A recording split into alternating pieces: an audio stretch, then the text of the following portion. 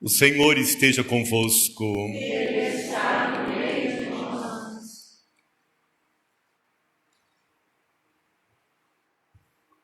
Proclamação do Santo Evangelho de Nosso Senhor Jesus Cristo, segundo São Mateus. Glória a vós, Senhor. Naquele tempo, Jesus contou esta parábola a seus discípulos. O reino dos céus é como a história do patrão que saiu de madrugada para contratar trabalhadores para sua vinha. Combinou com os trabalhadores uma moeda de prata por dia e os mandou para a vinha. Às 9 horas da manhã, o patrão saiu de novo, viu outros que estavam na praça desocupados e lhes disse: Ide também vós para a minha vinha, e eu vos pagarei o que for justo. E eles foram. O patrão saiu de novo ao meio-dia e às 3 horas da tarde e fez a mesma coisa. Saindo outra vez pelas 5 horas da tarde, encontrou outros que estavam na praça e lhes disse: Por que estáis aí o dia inteiro desocupados? Eles responderam: Porque ninguém nos contratou. O patrão lhes disse: Ide vós também para a minha vinha. Quando chegou a tarde, o patrão disse ao administrador: Chama os trabalhadores e paga-lhes uma diária a todos, começando pelos últimos até os primeiros. Vieram os que tinham sido contratados às 5 da tarde, e cada um recebeu uma moeda de prata. Em seguida vieram os que foram contratados primeiro, e eles pensavam que iam receber mais. Porém, cada um deles também recebeu uma moeda de prata. Ao receberem o pagamento, começaram a resmungar contra o patrão. Estes últimos trabalharam 1 hora só, e tu os igualaste a nós, que suportamos o cansaço e o calor o dia inteiro. Então o patrão disse a um deles: Amigo, eu não fui injusto contigo. Não combinamos uma moeda de prata? Toma o que é teu e volta para casa.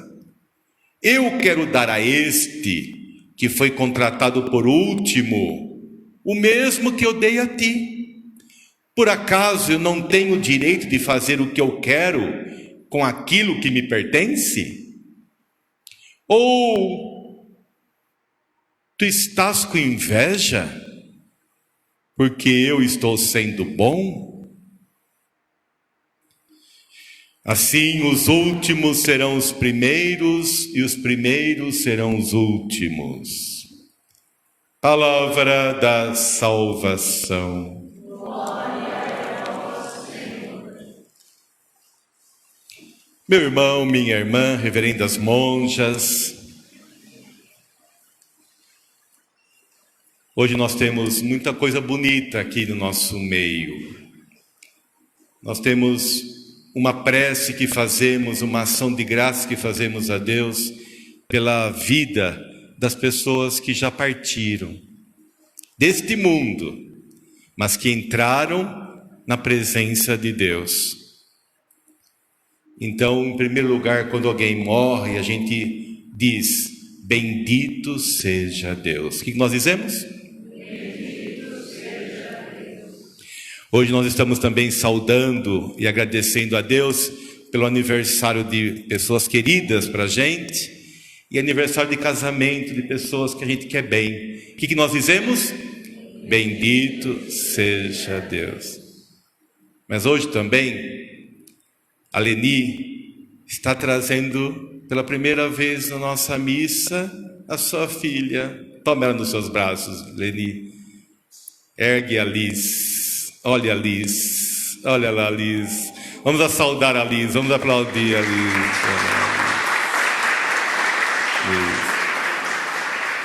Deus proteja os seus dias, Lenia, a vida da sua filha e toda a sua família. Obrigado. E o que Deus está querendo falar para nós hoje?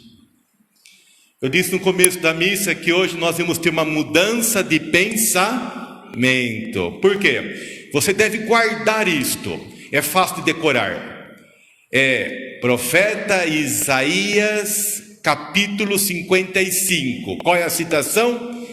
Profeta Isaías, capítulo 55. Deus disse: o meu pensamento não é o teu pensamento.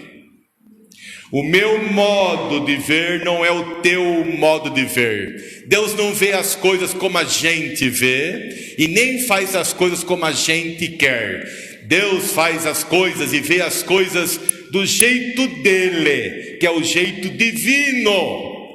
Mas nós temos uma mania de ver as coisas do jeito nosso, que é o jeito humano. Cuidado! Porque o jeito humano não é o melhor. O jeito melhor para enxergar as coisas deve ser o jeito divino. Por quê? Porque foi Deus que criou tudo e nos criou.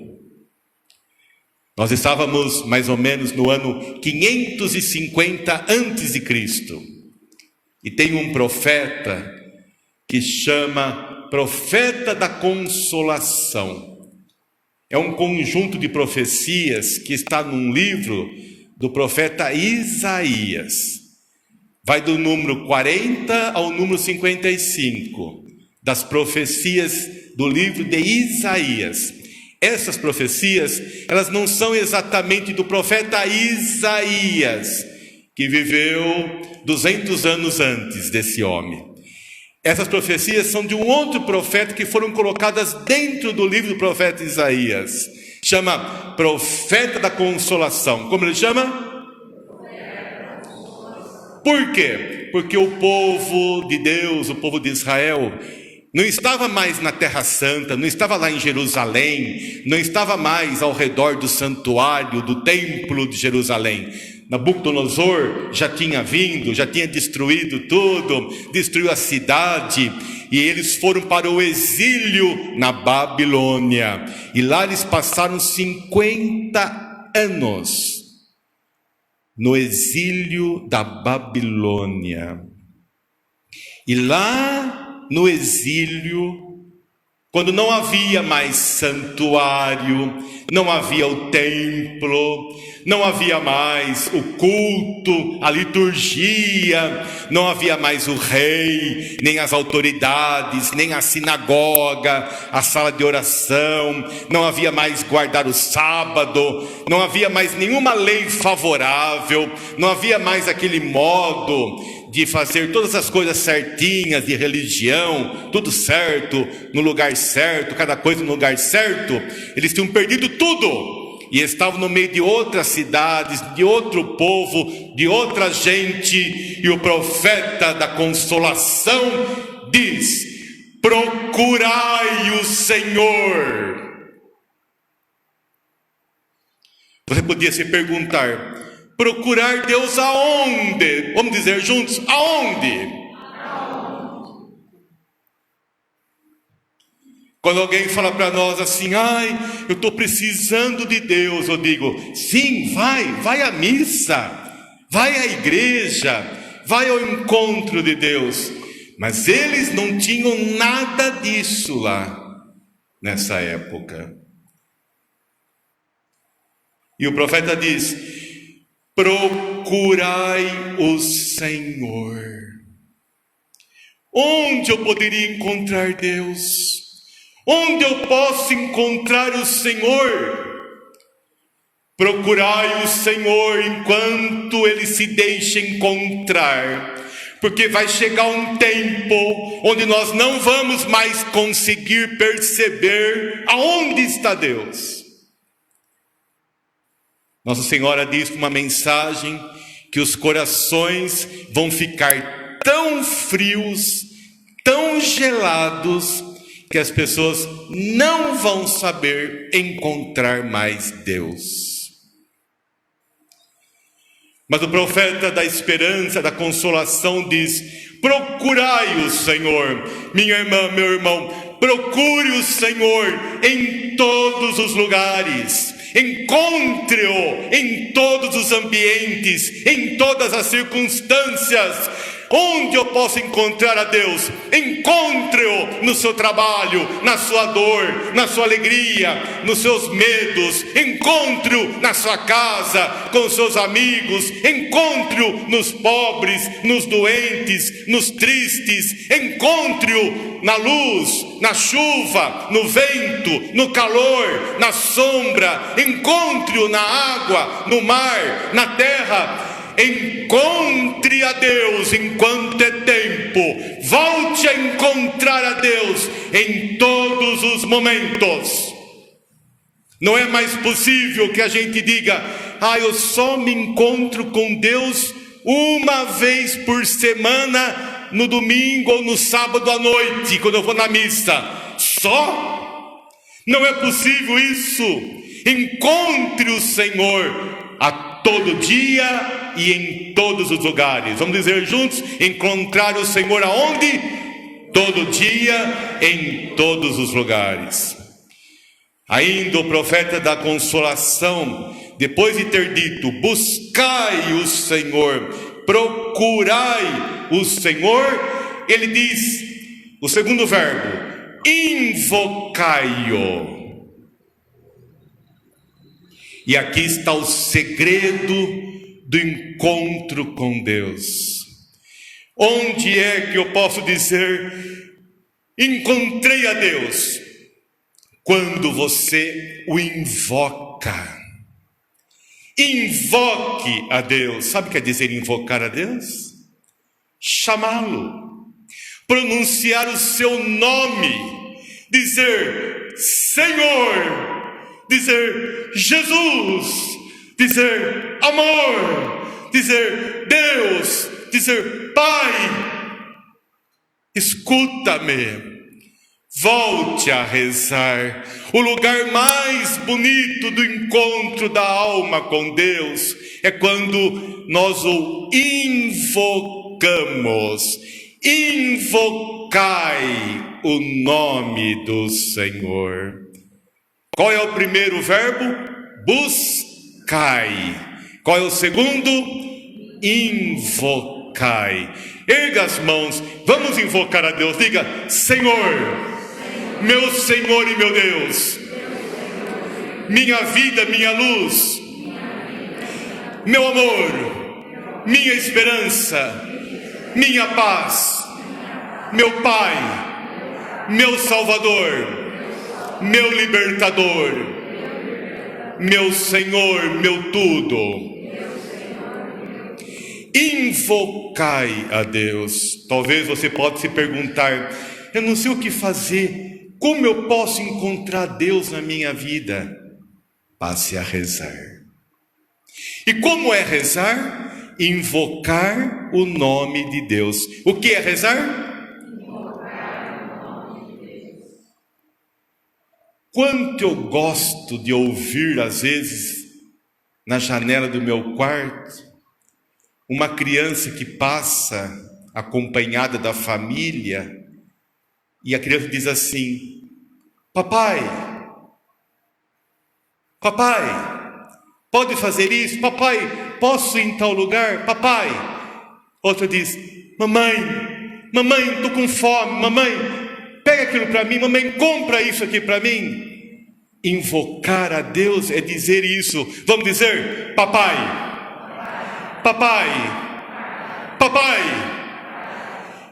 Só quem tem o Espírito Santo chamará a Deus de papai.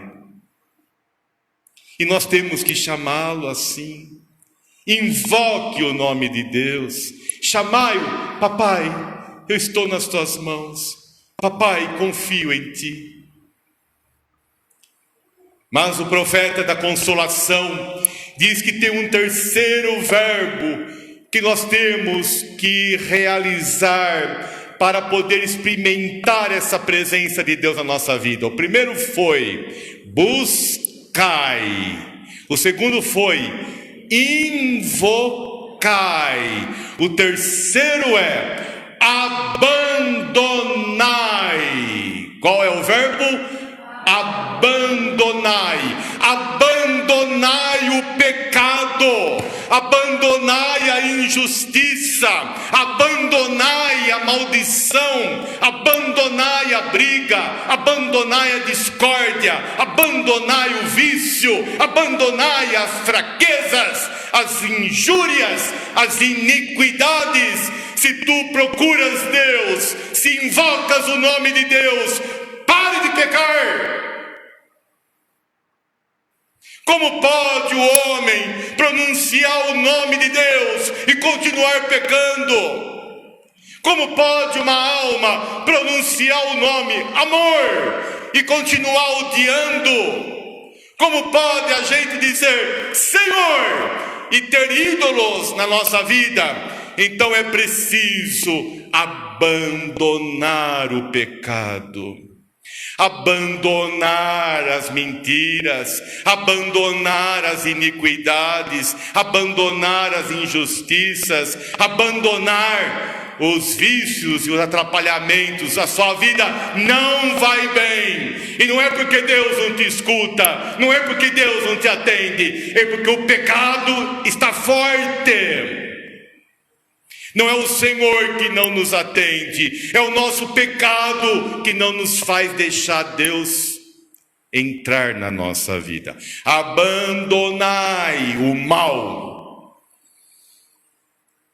E então vem o quarto verbo, que o profeta da esperança, no capítulo 55, chamado profeta da consolação, ele deu como uma ordem para o povo de Deus que estava no exílio no ano 550 a.C. O que ele disse mesmo para aquele povo? Ele disse: buscai, invocai, abandonai, e agora ele disse: voltai ao Senhor. Coloca sua mão no coração um pouquinho, feche os seus olhos. Escuta hoje Deus dizendo para você: volta para mim, como nos tempos da sua juventude. Volta para mim, quando eras criança e me amavas com simplicidade. Volta para mim, porque eu posso te perdoar. Voltai ao Senhor, porque eu te perdoo. Querido irmão, querida irmã, volta para Deus que Ele te perdoa. Volta para Deus que Ele te cura. Volta para Deus que Ele muda a sua vida de novo. Às vezes a gente tem marcas do passado, a gente diz: ai, quanta coisa errada eu já fiz, quanta teimosia eu já tive, quanta burrada eu realizei, quantos erros cometi. Assim diz o Senhor: eu te perdoo. Eu te perdoo. Volta para mim. Esteja novamente na minha presença arrependido. Ninguém pode estar na presença de Deus se não estiver arrependido. Volte com arrependimento à presença do Senhor. E então o profeta vai dizer essa frase maravilhosa. Ele diz: por quê? Porque os pensamentos do Senhor não são como os nossos. Os caminhos do Senhor não são como os nossos. Nós achamos que quem fez errado é sempre errado. Nós achamos que quem perdeu tudo é amaldiçoado. Nós achamos que quem está no mal vai estar sempre no mal.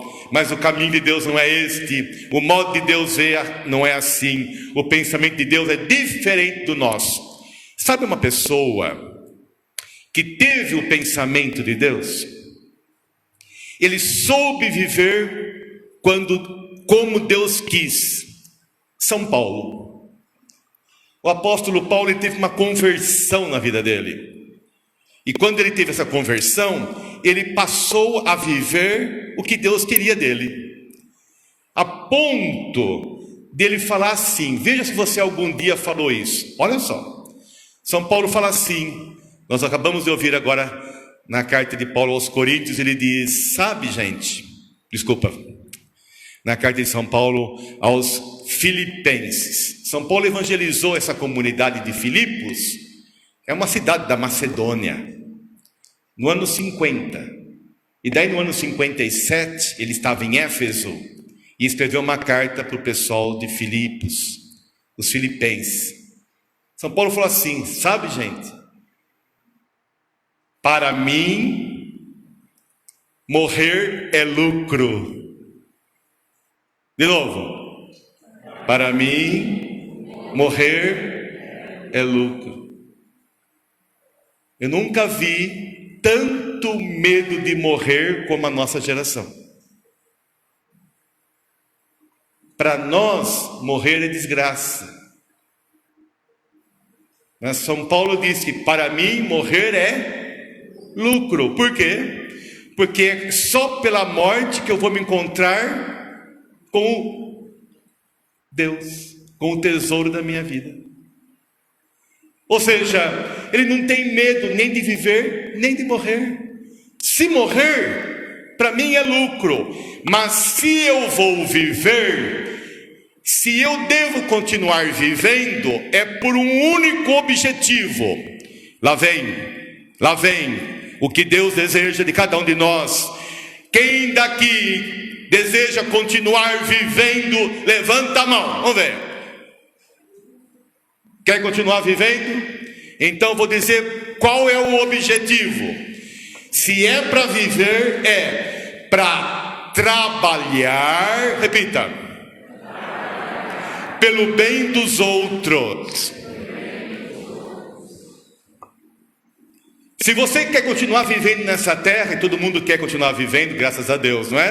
Para quê? Para trabalhar pelo bem dos outros. Então, duas coisas que são fundamentais para dar dignidade e honra a uma pessoa. O quê? Primeira, trabalhar. O desemprego é uma maldição. A gente não pode viver amarrado nesse sentimento de não trabalhar. É preciso estar sempre como? Trabalhando. Você pode não ser empregado de uma pessoa, você pode não estar numa firma, mas você tem que estar sempre se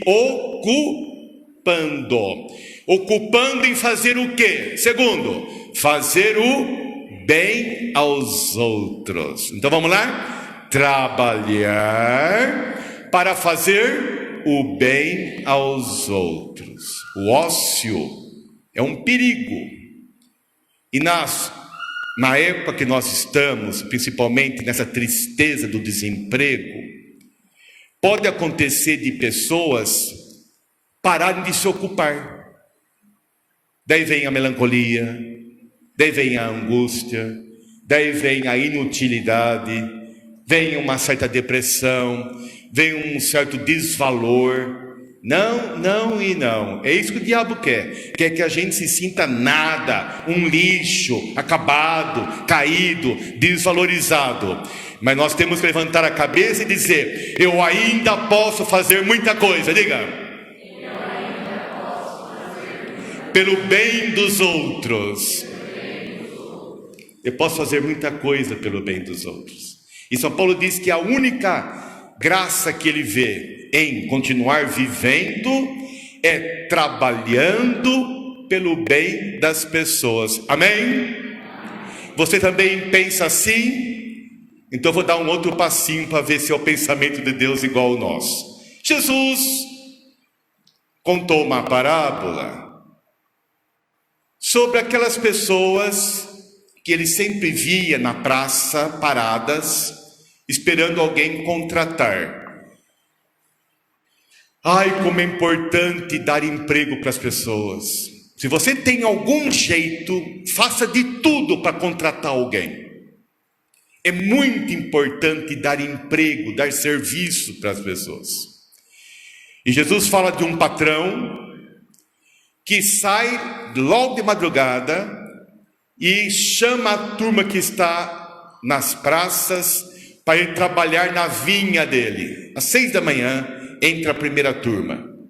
E ele diz: vou dar para vocês uma moeda de prata para cada um. Depois, às 9 da manhã, ele sai de novo, tem gente desocupada, ele leva as pessoas para trabalhar na vinha. Ao meio-dia, às 3 da tarde, às 5 da tarde, ele chama as pessoas e leva as pessoas para irem participar do trabalho na vinha. Então, quem é este homem, quem é esse patrão que quer ver todo mundo trabalhando? Como ele se chama? Deus. Como ele se chama? Deus. Jesus disse: meu Pai trabalha sempre e eu também trabalho. Diga. Então quem é esse que quer ver o povo sempre ocupado, sempre com responsabilidade, sempre tomando parte do trabalho do reino de Deus? Deus quer ver todo mundo fazendo parte do trabalho do reino dele. Amém? O problema não é agora o trabalho, o problema é a recompensa, é o salário. E aqui é que vem a grande mudança de mentalidade. O povo judeu cresceu na teoria do mérito, teoria da retribuição. Quem mais faz, mais merece. Quem menos faz, menos merece. E eles têm essa teoria gravado dentro da mente deles. A história da gente, a vida da gente, leva a gente a falar isso.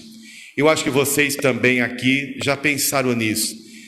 Vocês aprenderam a teoria do mérito. Quantas pessoas falam para mim: padre, o senhor está em que lugar? Eu falo: ainda não tenho uma paróquia. Mas como? O senhor merece.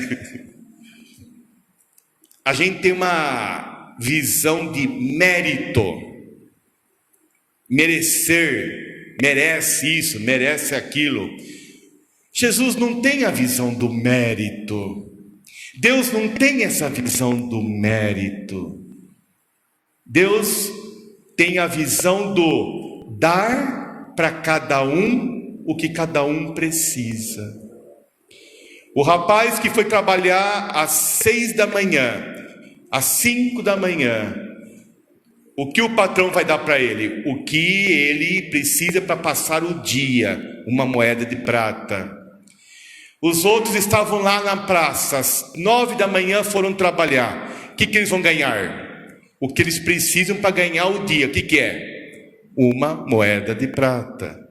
Os outros foram ao meio-dia, trabalharam menos na obra, mas o que eles precisam para sobreviver? Uma moeda de prata. O outro foi às 3 da tarde, trabalhou menos que a turma das 6 da manhã, mas o que ele precisa para viver? De uma moeda de prata. Todo mundo precisa de água, roupa, comida, passe, do seguro saúde, todo mundo precisa das coisas, precisa ou não precisa? Então, por que a mente de Deus é diferente do homem? Porque Deus vê a intenção, não a obra feita. Deus não calcula o quanto você fez. mas o quanto você desejou fazer. Pergunto para aqueles moços que estavam lá às 5 da tarde: por que vocês estão aí sem fazer nada? Eles responderam: Senhor, ninguém nos contratou. Digam: nós temos que parar de chamar os outros de vagabundo. A pessoa não é vagabunda, é que ninguém lhe deu a chance, ninguém a contratou, ninguém a envolveu, ninguém a chamou para aquilo. E então ela vai receber o que ela precisa para aquele dia, igual os outros que trabalharam o dia todo. Disse o Senhor: os meus pensamentos não são os vossos pensamentos. Vocês veem os méritos e eu vejo a necessidade de cada um. Vocês veem os direitos que vocês têm e eu vejo as obrigações que vocês necessitam. E todos vocês terão o que precisam. Qual é esse pagamento que é dado para o trabalhador da primeira hora ou da última hora? Para os judeus ou para os gregos? Qual é o pagamento que é dado igual para todos? Esse pagamento, esse 1 denário que todos vão receber, se chama, sabe como? Batismo. Como chama? Batismo. Todos podem ser chamados filhos de Deus, todos podem ser batizados. Jesus morreu na cruz por nós, por nossos pecados, e Ele ressuscitou para justificar a todos nós. Por isso, todos nós podemos receber o salário que nosso Senhor quer nos dar: o batismo, a filiação, a vida nova, o dom do Espírito Santo. Amém? Meu irmão, minha irmã, para quem é a graça de Deus? Vou perguntar de novo: para quem é a graça de Deus? Vamos dizer bem forte: para quem é a graça de Deus?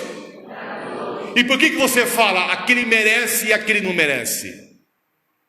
É para todos indistintamente, para quem trabalhou mais, para quem trabalhou menos, mas para aqueles que têm desejo, para aqueles que têm a intenção, para aqueles que gostariam, para todos que disserem: Senhor, eu estou aqui, ninguém me contratou. Jesus disse: venham também vocês trabalhar na minha obra. Eu quero encerrar lembrando uma coisa muito, muito séria. Não somos nós que trabalhamos na obra de Deus, é Deus que faz a obra. A mudança de mentalidade é essa. Aqueles homens que foram às 5 da manhã, às 6 da manhã, às meio-dia, às 3 da tarde, eles entraram na obra de Deus.